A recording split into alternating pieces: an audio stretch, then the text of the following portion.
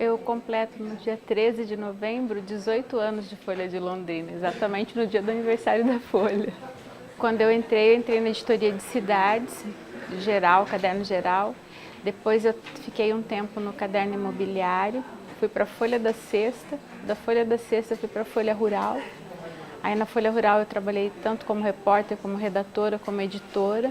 Aí quando eu fui promovida editora, eu assumi junto o caderno de economia. Eu era editora de rural e economia. Aí depois assumi os cadernos especiais e hoje eu acumulo, voltei para a Folha Rural e acumulo a Folha Rural juntamente com os cadernos especiais. Tem uma história que eu acho muito interessante, que me marcou bastante, até assim, né, de você se emocionar mesmo, de se sentir gratificada com o teu trabalho.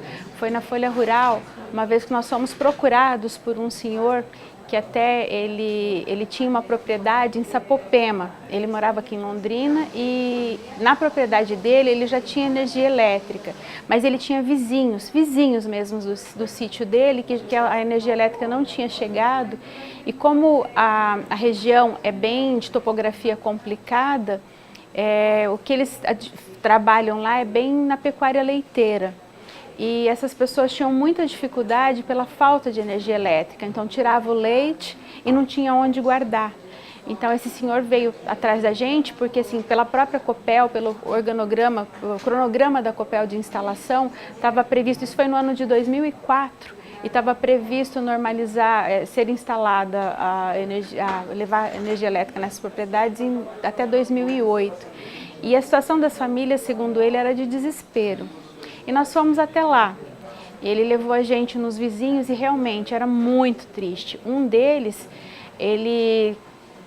a pessoa que recolhia o leite vinha dia sim, dia não, mas era uma pessoa terceirizada e ele não tinha um calendário correto de presença, de vir até o sítio para recolher. Então ele tirava o leite de manhã, o resfriador que ele tinha para usar era a represa. Então ele catava os galões de leite, tirava do curral, colocava dentro da represa para manter frio. Aí ele falava assim que na hora que a pessoa chegava, o leite já tinha estragado, tinha coalhado. E ele mostrou pra gente, tirou o leite na mão, assim, aquela talha de leite coalhado e chorava de tristeza. A casa dele era totalmente uma casa de madeira mal cuidada, porque a mulher que era doente não tinha condição de ficar com ele, morava com uma filha na cidade de Sapopema.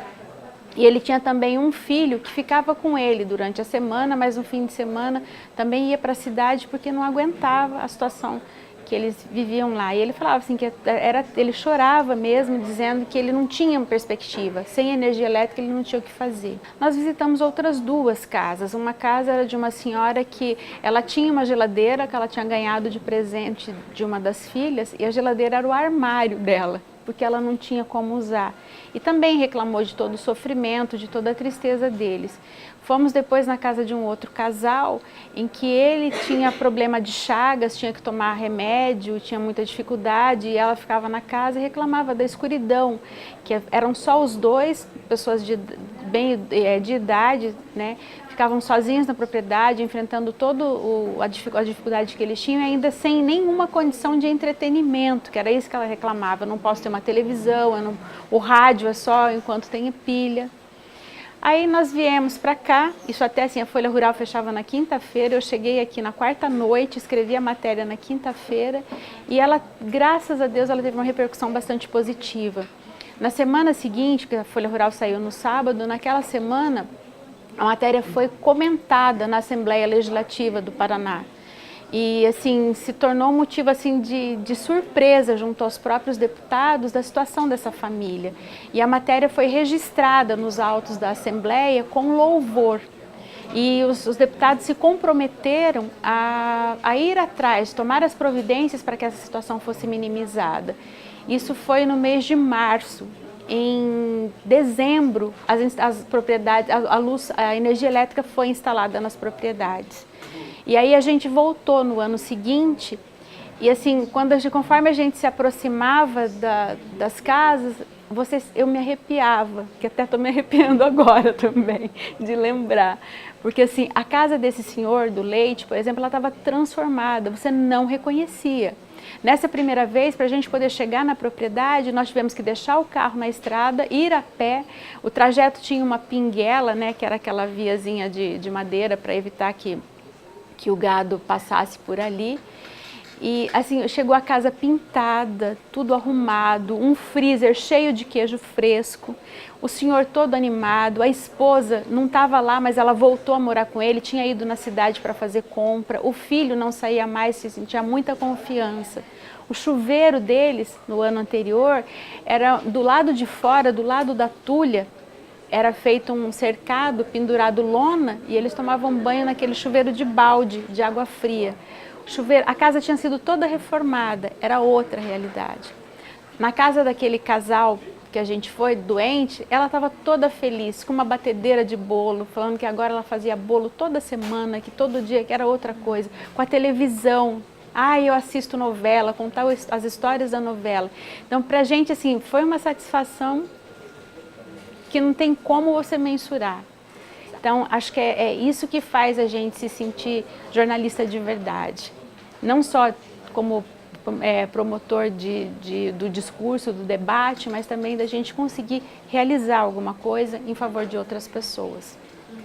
Então, é tudo muito novo, mas eu acredito assim, descontando a fase que se vive agora das fake news, que eu acredito que isso talvez seja uma fase de deslumbramento pela agilidade que a tecnologia, na comunicação permite, eu acredito que ela não tem como ser diferente, entendeu? A notícia ela tem que chegar, de alguma forma transformar, seja ela no mobile, seja ela no impresso, eu acho que o papel transformador do jornalismo, ele vai continuar. As ferramentas talvez é que sejam diferentes, com certeza vão ser diferentes. A atividade de um jornalista, como em qualquer profissão, tem uma rotina. Ir atrás da notícia, cumprir pautas diárias. A variedade de assuntos faz com que tenhamos dias interessantes ou mesmo estressantes. A regra fixa é a imparcialidade, que muitas vezes nos faz parecer pessoas frias e sem sentimentos. Na avaliação da notícia, tem-se a impressão também de que estamos apenas em busca de fatos sangrentos. Infelizmente, parece ser essa a preferência de boa parte do público leitor, uma vez que, no ranking das notícias mais lidas do jornal, sempre estão à frente os destaques policiais. A nós, profissionais, entretanto, nos move um ideal transformador, traduzido na oportunidade de mobilizar a opinião pública, de cutucar os órgãos públicos em busca de respostas ou soluções. Foi assim quando deparei com a reclamação dos produtores de Sapopema no ano passado. E o que encontrei? Pessoas desesperadas, como o seu José Raimundo e Dona Terezinha, cada um em seus sítios, mas com problemas semelhantes, sem condições de produzir nem mesmo para a sobrevivência. Ele jogava fora tambores com leite coalhado. Ela tentava incentivar o marido, João Vicente, a vencer o desânimo e a doença para poderem continuar no campo, levando uma vida digna, como entendiam que fosse. O sítio não despertava o interesse nem mesmo de compradores. O direito de produzir lhes estava sendo roubado pela falta de energia elétrica. Para quem mora na cidade e que há muitas décadas convive com esse conforto, parece inadmissível que tão próximos da gente existam pessoas literalmente no escuro, com produção e sonhos azedados, recursos queimados à luz das velas. De volta à redação, ainda comovida com a situação, relatei o fato. A notícia teve repercussões tão positivas que em menos de um ano, os deuses da luz elétrica chegaram até a casa de muitas Terezinhas e Josés, reacendendo os ideais. Meses depois, na semana passada, voltei a Sapopema. O cenário é outro. Pessoas reanimadas, cheias de esperança, criatividade e em plena produção. Pode até parecer piegas, mas me emocionei, me arrepiei e novamente voltei para a redação, desta vez com a certeza de que o ideal que nos move em busca da notícia não é um mero sonho, ele é realizável.